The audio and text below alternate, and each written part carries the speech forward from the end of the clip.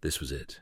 I did indeed find myself in front of a door, while the voices of the dead kept whispering words uttered long ago. But then again, calling it a door wasn't entirely accurate. It looked more like petrified and reddened scar tissue, almost in the form of a gaping wound that had been burned. I didn't know what was waiting, but every fiber in my body screamed that eternal salvation from suffering could be found beyond this gateway. Yet deep within me, I felt my soul resist. In that very breath, almost as if the presence waiting for me sensed a change of heart, something in the air shifted.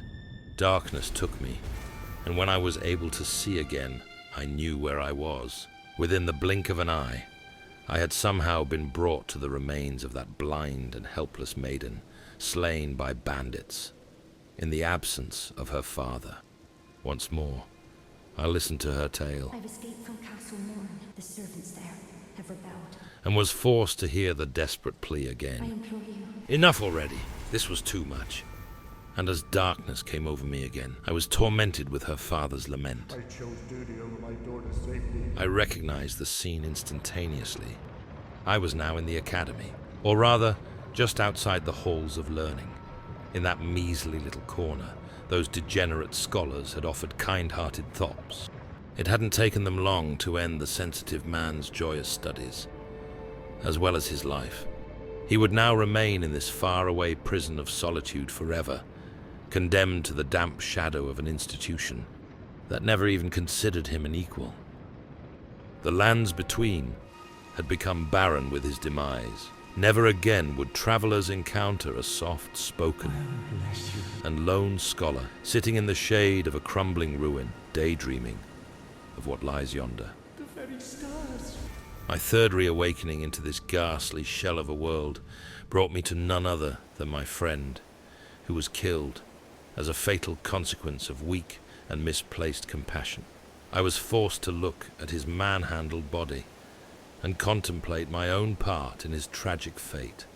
I tried to soothe myself and whispered, "I'm not here. This isn't happening." It was no longer possible for travelers to come upon this ruffian with a heart of gold, nor would they witness his transformation from menacing threat to lovable enjoyer of prawns. But what truly set this world apart in terms of cruelty was the fact that nature didn't care. It was indifferent. His story and his suffering were nothing but a tiny drop of water in a deep and dark ocean of organic matter. This empty sphere was haunted by a fog of nothingness, a fog that, again and again, swallowed a myriad of untold victims.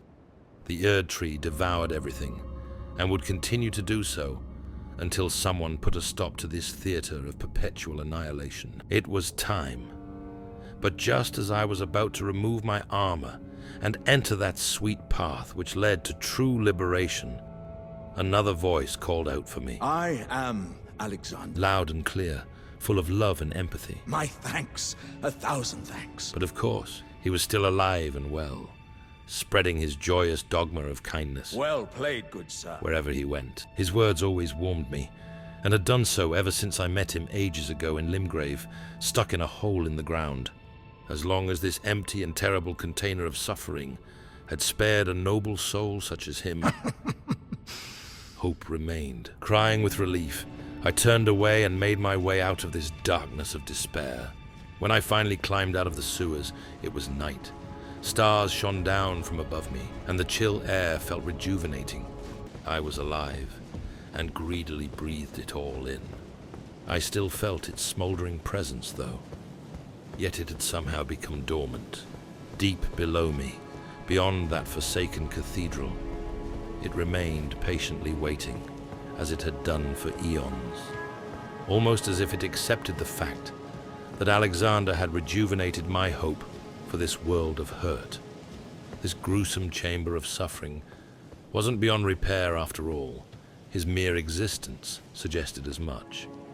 To enter the Erd Tree and once and for all seize the throne, I would have to reach that mysterious flame of ruin, wherever it might be.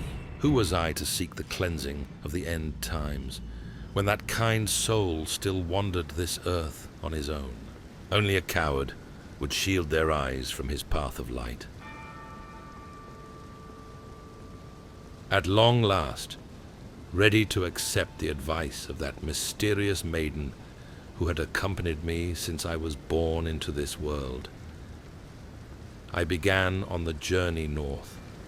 I would go to the end of my given path, and finally complete the torturous quest for that wretched throne, so this world could be given the ruler it so desperately yearned for.